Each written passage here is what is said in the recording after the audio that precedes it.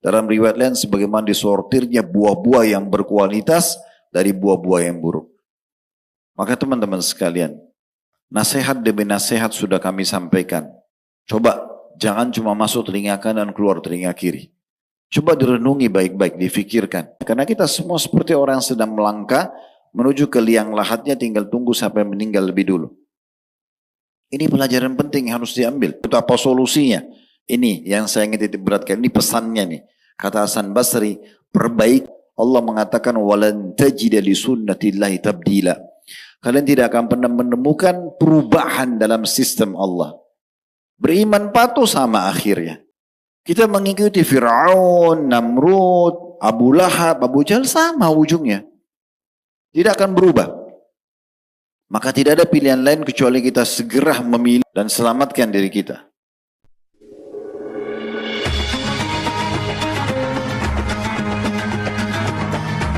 Yang subscribe, semoga hidup kaya raya, mati masuk surga. Yuk jadi bagian dari dakwah kami. Dukung operasional dakwah dan sosial kami, raih pahala amal jariah yang terus mengalir sampai hari kiamat. Bismillah, Assalamualaikum warahmatullahi wabarakatuh. Alhamdulillah, tidak henti-hentinya kita selalu mengucapkan dua susunan kata suci ini kepada Allah subhanahu wa ta'ala. Satu-satunya yang kita yakini sebagai Tuhan, pencipta, penguasa, semua yang terjangkau atau tidak terjangkau oleh mata kita, baik di langit maupun di bumi. Bahkan yang mengatur segala sesuatunya, baik masuk di akal kita atau tidak masuk di akal kita. Tidak ada Tuhan yang berhak disembah kecuali Dia, Zat yang maha mulia, maha adil, maha kuasa, maha luas rahmatnya bagi orang-orang yang beriman dan meyakininya sebagai pencipta, dan amat berat siksanya bagi orang-orang yang membangkang.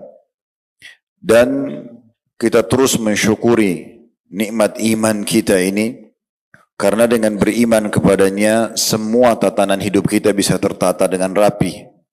Kita tahu mana makanan, minuman, pakaian, pendapatan, pergaulan, dan apapun yang membuat roda kehidupan bisa berjalan. Kita jadi tahu siapa sebenarnya manusia pertama dan kemana akhir daripada kehidupan semua manusia. Apa yang harus kita persiapkan untuk menuju kepada kehidupan abadi, bisa masuk ke dalam surga yang penuh dengan kenikmatan dan selamat dari neraka yang penuh dengan siksaan. Nikmat yang tidak terhingga. Sehingga kita pun siang ini bisa berkumpul di masjid ini mengerjakan salah satu ibadah yang mulia dan diwajibkan kepada kita, yaitu sholat duhur berjamaah. Berikut kita lanjutkan juga dengan majelis ilmu yang juga wajib bagi seorang muslim untuk selalu memenuhi waktu-waktunya dengan hal yang bermanfaat. Dan siapapun yang tersibukkan dengan kebaikan-kebaikan, terutama menuntut ilmu, maka berarti Allah inginkan kebaikan baginya, baik yang mengajar ataupun yang belajar. Di dalam sebuah hadis yang sahih, man yuridillahu bihi khairan yufaqihu fid din. Siapa yang Allah inginkan kebaikan baginya, Allah akan buat dia faqih dalam agama ini. Maksudnya dia akan terus melalui proses pembelajaran sampai dia menguasai dan menjadi pengawas terhadap dirinya dan panduan hidupnya, yaitu ilmu syariat. Dan ini tentu tujuan kita duduk bersama-sama di sini karena ingin mempertahankan nikmat ini. Selanjutnya kita panjatkan salam hormat kita kepada manusia yang paling pantas dijadikan sebagai suri tauladan, dan juga kita mengejar memuliakannya sebagaimana Allah telah memerintahkan kita untuk memuliakannya, salah satunya dengan mengucapkan salam hormat dan mengikuti sunnah-sunnahnya. Dialah Nabi besar Muhammad sallallahu alaihi wa ala alihi wa sahbihi wasallam, sebagaimana Allah telah perintahkan kita untuk mengucapkan salam hormat tersebut. Pada kesempatan ini seperti biasa di Sabtu kedua kita akan selang-selingkan bahasan tentang manusia-manusia mulia, dimulai dari para nabi-nabi dan rasul, dan juga kita selingkan dengan kisah para sahabat Nabi Muhammad sallallahu alaihi wasallam ridwanullahi alaihim, yang alhamdulillah semuanya sudah berjalan dengan baik. Dan pada kesempatan ini kita akan lanjutkan membahas Nabi dan Rasul yang keempat. Setelah kita membahas Nabi Adam, Idris dan Hud alaihimussalatu wassalam, kita akan masuk untuk membahas Nabi Saleh alaihissalatu wassalam. Namun sebelumnya, ada beberapa hal yang kami ingin sampaikan terlebih dahulu. Yang pertama, pentingnya teman-teman sekalian kita sibuk dengan ilmu ini. Buku yang sedang kita bedah ditulis oleh Ibnu Katsir rahimahullah. Buku ini adalah salah satu dari karya beliau dan beliau menulis tentang nabi-nabi dan rasul. Juga terkenal beliau punya kitab tafsir dan kitab-kitab yang lain. Beliau meninggal kurang lebih di tahun 700-an Hijriah. Artinya sudah ratusan tahun yang lalu. Tetapi hari ini di masjid ini kita masih membedah karya ilmiah atau karya ilmiah beliau. Begitu juga di pelosok muka bumi ini. Banyak di antara dai-dai hampir seluruh dunia membahas buku beliau. Baik itu tafsirnya, kisah tentang nabinya, dan juga yang lain-lainnya. Apa yang bisa kita ambil dari hal ini teman-teman sekalian? Di masa hidupnya Ibnu Katsir rahimahullah, banyak sekali manusia yang hidup seperti di masa kita sekarang.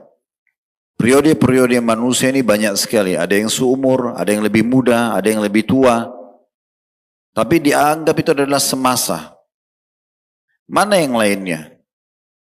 Sedikit sekali yang bisa dikenang. Mungkin di masa itu ada orang yang sangat tampan dan cantik. Ada orang yang sangat kaya. Ada orang yang sangat tinggi jabatannya. Ada orang yang menjadi pembicaraan umumnya orang di masa itu. Tapi di mana mereka semuanya? Ternyata yang Allah subhanahu wa ta'ala kekalkan adalah apapun yang berhubungan dengan masalah agamanya. Menyibukkan diri dengan ilmu ini adalah hal yang paling mulia di muka bumi ini. Menyibukkan diri dengan ibadah kepada Allah subhanahu wa ta'ala adalah hal yang paling mulia di muka bumi ini. Sabda Nabi SAW, "Ad-dunya mal'unatun wa mal'unu ma fiha." Dunia ini semuanya terlaknat.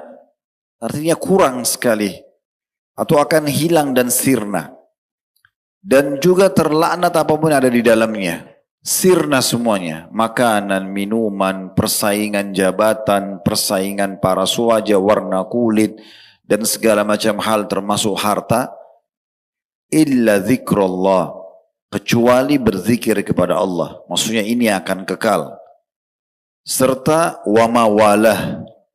Semua yang berhubungan dengan masalah ketaatan kepada Allah. Wa alimun wa muta'allim. Dan seorang alim yang sibuk belajar dan mengajarkan ilmunya. Serta muta'allim. Orang yang sibuk untuk belajar.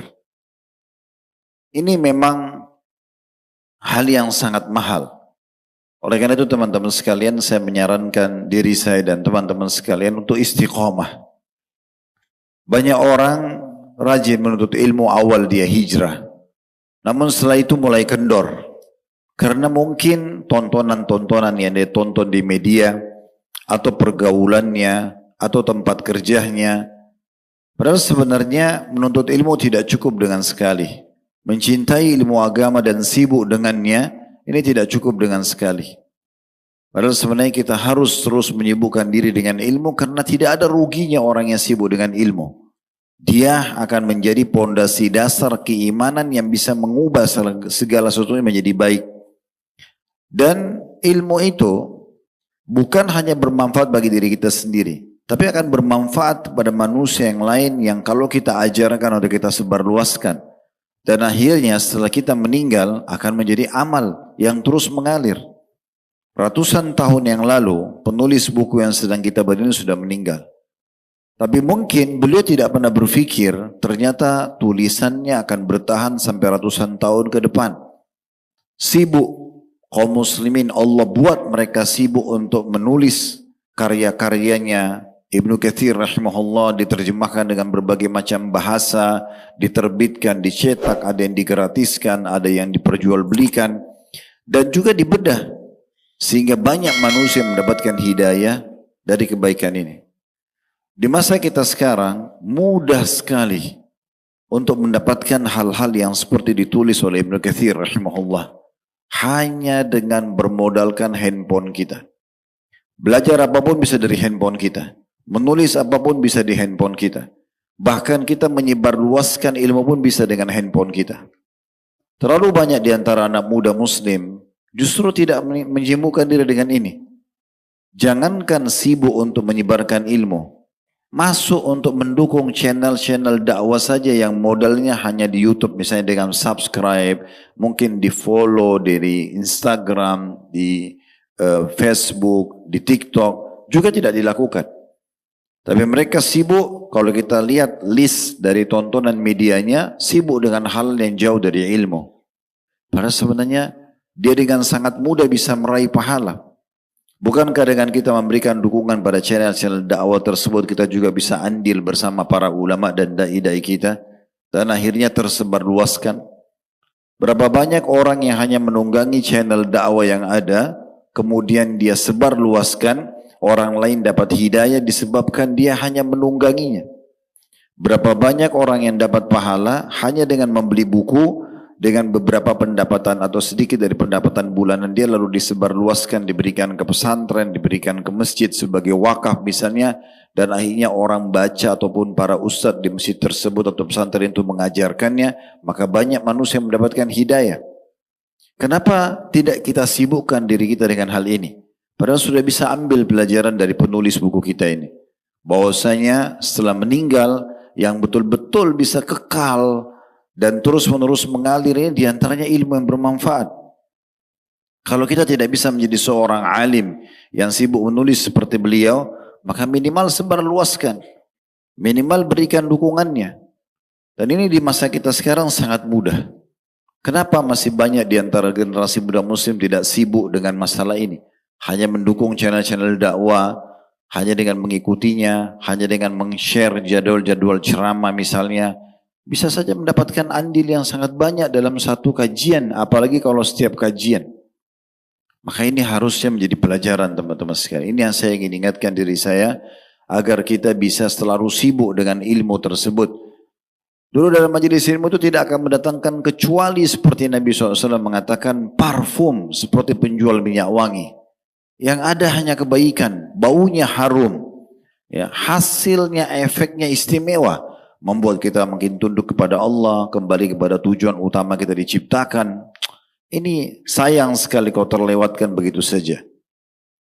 Hal yang kedua, setelah saya rentet perjalanan kami yang cukup panjang, Allah takdirkan beberapa waktu lalu ada tur dakwah ke Jepang, lalu lanjut tur dakwah ke Eropa, kembali mungkin sekitar sepekan di Jakarta, lalu ada lagi bimbingan umroh, plus Aqsa kemarin sekitar 2 pekan, baru kembali lagi ke Indonesia sekarang. Saya melihat teman-teman sekalian, waktu itu cepat sekali berlalu. Sekarang sudah kembali lagi di masjid ini. Tetapi saya bukan membahas masalah waktunya. Saya membahas tentang sebuah poin penting yang harus kita fahami baik-baik. Kalau waktu-waktu itu berlalu dengan begitu cepat, dan kita bisa mengisi dengan ketaatan-ketaatan kepada Allah Subhanahu wa taala. Sibuk tadi dengan majelis ilmu yang pertama kita jelaskan, sibuk dengan amal-amal saleh yang lain, dari zikir ke zikir yang lain, dari salat ke salat yang lain, dari pertemanan majelis yang baik ke majelis-majelis yang baik. Misal contoh, maka berarti Allah menginginkan kebaikan buat kita. Tapi kalau kita tersibukkan dengan hal-hal yang lain, toh waktu itu juga akan berlalu, maka ini akan mendatangkan penyesalan yang luar biasa.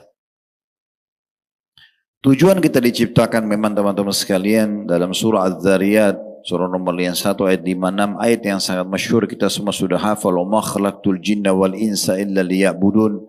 Aku tidak ciptakan jin dan manusia kecuali untuk mengabdi kepadaku. Ini jawabannya sangat jelas. Tidak ada tujuan kita diciptakan untuk makan, untuk minum, untuk pilih pakaian, untuk sibuk dengan kegiatan-kegiatan umumnya, bahkan olahraga sekalipun dan apa saja. Karena itu hanya pernak-pernik kehidupan. Apakah boleh? Boleh. Selama tidak ada pelanggaran agama. Tapi itu hal-hal yang muamalah yang mubah. Ada tujuan utama kita diciptakan. Jangan sampai pernak-pernik ini hanya karena makan, hanya karena minum, hanya karena pilih pakaian, hanya karena berteman, kemudian terlalaikan sholat 5 waktunya, terlalaikan majelis ilmunya, terlalaikan zikir pagi petangnya, zikir habis sholatnya, baca Qur'annya, dan segala macam. Allah subhanahu wa ta'ala akan membuat orang-orang yang patuh padanya itu akan senang dan bahagia. Pasti. Di musim hujan, seperti sekarang, hujan. Mungkin tidak semua orang datang ke majelis ilmu lalu mengatakan, oh karena hujan. Tapi jangan lupa, Allah akan memberikan penilaian bagi orang yang mau berkorban untuk agamanya. Datang walaupun hujan, tetap hadir majelis ilmu. Tetap sholat di masjid walaupun hujan misalnya. Tentu ada, kalau ada yang mengatakan, Ustaz, bukankah ada rukhsah keringanan orang boleh sholat di rumah kalau hujan? Iya, kalau hujannya deras. Hujannya tidak memungkinkan kita untuk jalan. Tapi selama ada payung, ada jas hujan, ada mobil, kenapa kehilangan sholat berjamaah? Itu ujian dari Allah subhanahu wa ta'ala. Allah melihat siapa di antara hambanya yang peduli sekali dengan mengerjakan amal-amal soleh tersebut. Semua orang ngantuk di malam hari. Allah melihat siapa yang bangun di tengah malam pada saat dia ngantuk. Kita butuh uang semuanya. Allah melihat siapa yang mau bersedekah di saat dia membutuhkan dana tersebut. Allah melihat siapa di antara kita yang tetap dendam dan tidak mau memaafkan orang lain, dan siapa yang memaafkan orang lain, mau melunakkan hatinya, dan seterusnya. Semua itu akan ada penilaiannya. Tersibukkan dengan amal-amal soleh adalah target utama kita, teman-teman sekalian. Makanya Nabi SAW mengatakan, manusia yang paling baik adalah manusia yang panjang umurnya dan sibuk dengan ketaatan-ketaatan, kebaikan-kebaikan. Semuanya berisikan ketaatan. Apa kata Umar radhiyallahu anhu? Kalau bukan karena 3 hal, aku tidak berharap hidup. Kalau bukan karena 3 hal, aku berharap segera mati. Lalu beliau sebutkan, yang pertama, berjihad di jalan Allah. Ini target pertama Umar, selalu ingin berperang, berjihad di jalan Allah supaya bisa meraih keutamanya dan juga mati syahid. Yang kedua, aku meletakkan dahiku di tanah sujud kepada Allah penciptaku. Dan yang ketiga, ya, beliau mengatakan, aku duduk dengan kaum komunitas orang yang sibuk memilih kata-kata yang mulia. Selalu isinya nasihat, ayat Al-Quran, hadis-hadis Nabi SAW, kisah-kisah orang saleh, sebagaimana dipilihnya dan disortirnya kurma-kurma berkualitas dari kurma-kurma yang buruk. Apa maksudnya pesan Umar ini? Tujuan kita diciptakan memang untuk itu. Kita harus menyelamatkan diri kita sebelum datang penyesalan, teman-teman sekalian. Kata Abu Darda radhiyallahu anhu, kalau bukan karena 3 hal, aku tidak berharap hidup di dunia sesaat pun. Sebenarnya bukan 3 hal ini saja yang dipilih. Tetapi beliau ingin menyampaikan sebuah pesan, memang kita hidup untuk ini. Yang pertama beliau mengatakan adalah, aku menahan dahaga di saat sedang puasa. Memang haus, tapi karena Allah perintahkan aku nikmatin itu. Justru karena itu aku hidup. Yang kedua, aku sujud dan ibadah kepada Allah subhanahu wa ta'ala. Dalam riwayat lain, aku sujud di malam hari untuk Tuhanku. Yang ketiga, aku duduk dengan kaum komunitas orang yang sibuk memilih tutur kata yang bermanfaat dan bernilai. Ya, semuanya kata-kata baik, santun, manfaat, ilmu, ya, nasihat-nasihat, ide-ide yang bagus, yang positif, yang nanti akan memberatkan timbangan amal hari kiamat, sebagaimana dipilihnya dan disortirnya kurma yang baik, yang berkualitas dari barang baduk, dari yang buruk. Dalam riwayat lain, sebagaimana disortirnya buah-buah yang berkualitas dari buah-buah yang buruk. Maka teman-teman sekalian, nasihat demi nasihat sudah kami sampaikan. Coba jangan cuma masuk telinga kanan dan keluar telinga kiri. Coba direnungi baik-baik, difikirkan. Tidak mungkin para dai dan ulama itu datang ke rumah Anda lalu mengetuk setiap saat mengingatkan. Tapi setiap mendengar, ambil pelajaran dari situ. Jadikan sebagai pegangan hidup. Allah subhanahu wa ta'ala menakdirkan kita ketemu hari ini untuk bisa mengambil pelajaran. Berubah menjadi lebih baik dan taat kepada Allah, sebuah target yang baik. sebuah tujuan yang baik. Makanya Hasan Basri rahimahullah, saya ingatkan kembali, pernah bertemu dengan seseorang yang umurnya sudah 60 tahun, lalu Hasan Basri bertanya, berapa umurmu? Dia mengatakan 60 tahun. Tentu yang di sini yang hadir belum 60 tahun, jangan mengatakan, oh itu kan umurnya 60 tahun. Bukan itu. Ada sebuah pesan penting di endingnya, di penutupan kisah ini yang perlu kita ambil sebagai pelajaran. Maka Hasan Basri mengatakan, kalau begitu kau sudah 60 tahun berjalan menuju Tuhanmu dan sebentar lagi kau sampai. Misal ada yang datang ke sini, di sini umurnya 20 tahun. Kami pun mengatakan, berarti Anda sudah 20 tahun. Ya, sudah 20 tahun menuju ke jalan Tuhan Anda. Dan sebentar lagi Anda akan meninggal. Yang 30 tahun sama, yang 40 tahun sama, yang 50 tahun sama. Yang 10 tahun pun kita mengatakan berarti sudah 10 tahun dia jalan menuju kepada Tuhannya. Karena kita semua seperti orang yang sedang melangkah menuju ke liang lahatnya, tinggal tunggu sampai meninggal lebih dulu. Ini pelajaran penting yang harus diambil, gitu kan? Maka Hasan Basri mengatakan, kau sudah 60 tahun menuju ke Tuhanmu dan sebentar lagi kamu akan sampai. Orang itu mengatakan, inna lillahi wa inna ilaihi raji'un. Kami milik Allah, kami akan kembali kepada Allah. Kata Hasan Basri, kau tahu makna kalimatmu itu? Orang itu terdiam. Kata Hasan Basri, apa yang kau ucapkan, kau sedang mengakui kau akan bertemu dengan Tuhanmu. Kembali. Wa ilaihi raji'un. Ya. Kau akan kembali. Dan orang yang kembali kepada Tuhannya tahu kalau dia akan dihisap. Dia akan pasti menemukan balasan amal baiknya dan akan menemukan hukuman daripada perbuatan dosanya atau pelanggarannya. Orang itu ketakutan. Dia mengatakan, kalau gitu apa solusinya? Ini yang saya ingin titik beratkan. Ini pesannya nih. Kata Hasan Basri, perbaiki sisa umurmu. Sekarang kau tidak tahu berapa lama lagi kau hidup. Perbaikin ke depan. Sibuk dari kebaikan, ketaatan, pada kebaikan dan ketaatan yang selanjutnya. Maka Allah akan catatkan itu pahala untukmu dan memaafkan masa lalumu. Tapi kalau masih sibuk dengan pelanggaran-pelanggaran dan kelalaian, maka Allah akan hukum kamu dengan pelanggaran tersebut dan pelanggaran-pelanggaranmu yang lalu. Menjadi suami, jadilah suami yang meraih pahala dari istri dan anaknya. Jadi istri, jadilah istri yang taat dan meraih pahala dan surga dari suaminya. Jadi anak dari orang tuanya, orang tua dari anak-anaknya, kerabat daripada kerabatnya, teman dan sahabat dan komunitas dari teman dan sahabat juga komunitasnya. Bahkan dari orang non-muslim pun, bahkan dari pelanggaran-pelanggaran orang kita bisa meraih pahala. Dengan mendoakan mereka, dengan memberikan nasihat, diterima tidak terima itu gak ada masalah. Kesimpulannya teman-teman sekalian, coba sibukkan diri dengan amal salih. Di kesempatan ini saya ingin menyampaikan sekalian tentu belasungkawa kepada sahabat dekat kami, Dr. Abdul Aziz rahimahullah. Kemarin sempat beliau kepala cabang travel kami di kota Makassar. Jalan bersama saya, umroh, plus Aqsa. Sempat sholat di Masjid Aqsa bersama saya, aktivitas semua di sana kita lakukan, baik sholat, majelis ilmu, sempat kegiatan sosial, kemudian kita pergi ke Madinah, seperti biasa, rutinitas sholat di Masjid Nabawi, ada ta'lim, ada city tour, mempelajari tentang sejarah Madinah, lalu puncaknya pergi umrah ke Mekah, umrah, sholat di Masjid Haram. Subhanallah, satu hari setelah umrah, sempat sholat subuh sama saya duduk sampai syuruk, sampai waktu duha.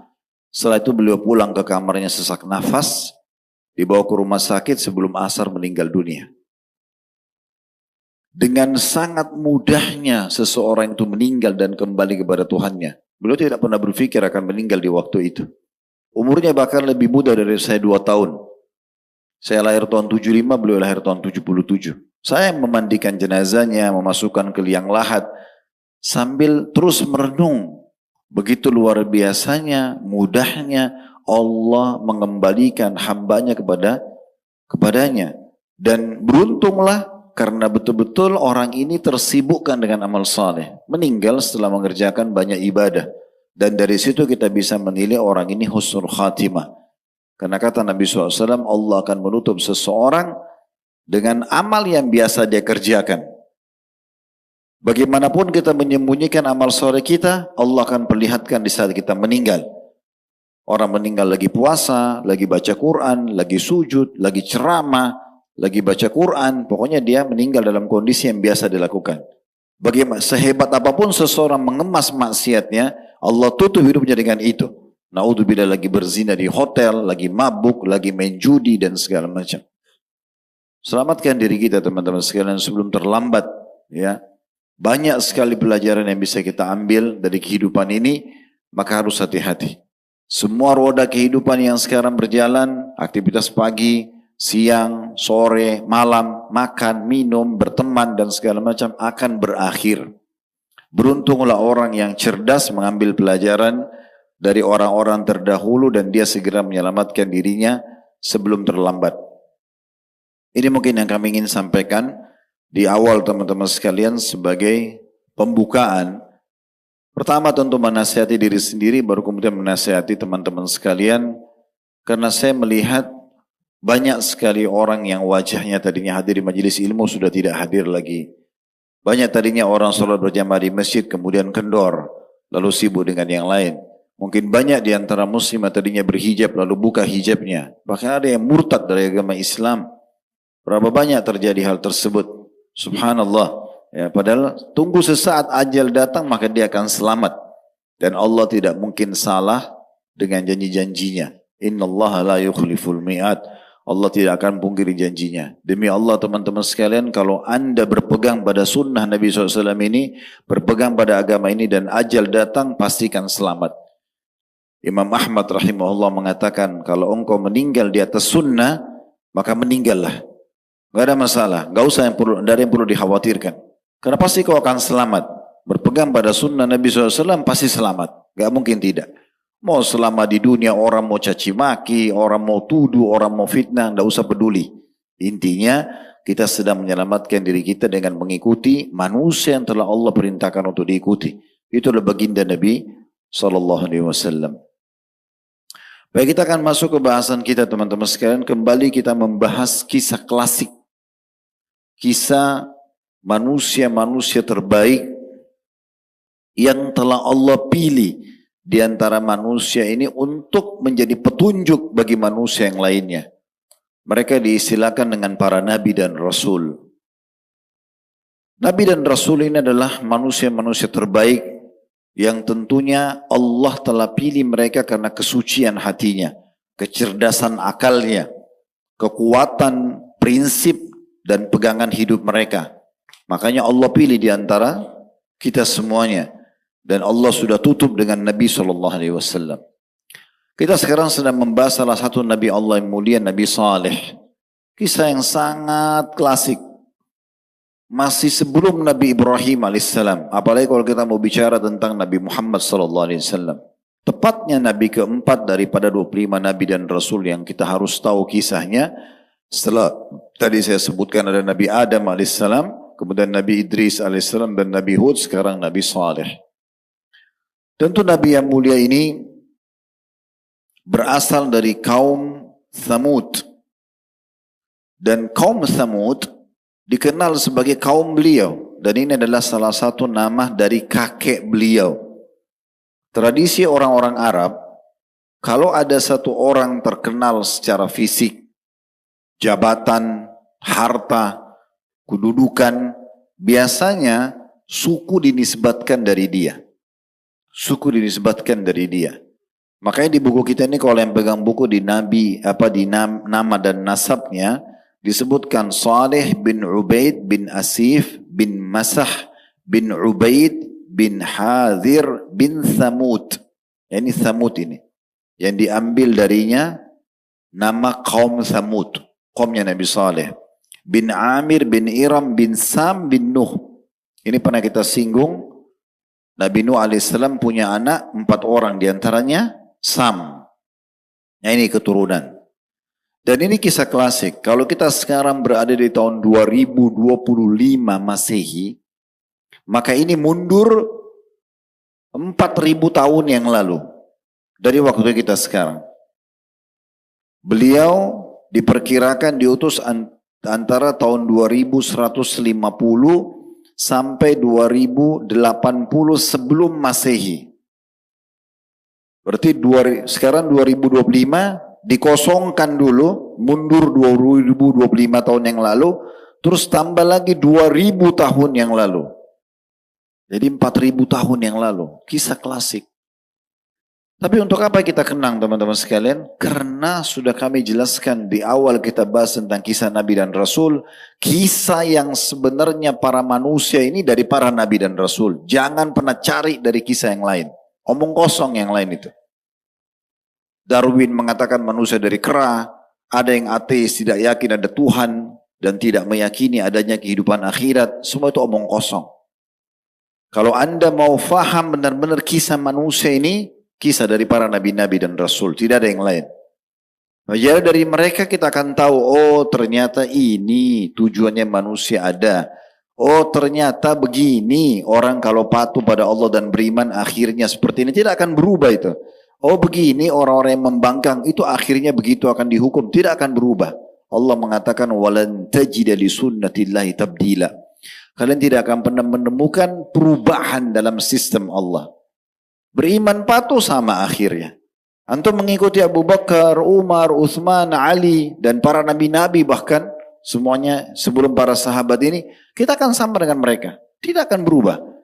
Kita mengikuti Fir'aun, Namrud, Abu Lahab, Abu Jahal sama ujungnya. Tidak akan berubah. Maka tidak ada pilihan lain kecuali kita segera memilih jalan yang benar dan selamatkan diri kita. Ini kisah klasik sekali lagi. Mundur 4000 tahun yang lalu. Dan akan terus dibahas. Kapanpun terjadi kiamat, orang yang bahas tentang kisah Nabi dan Rasul akan membahas hal yang sama.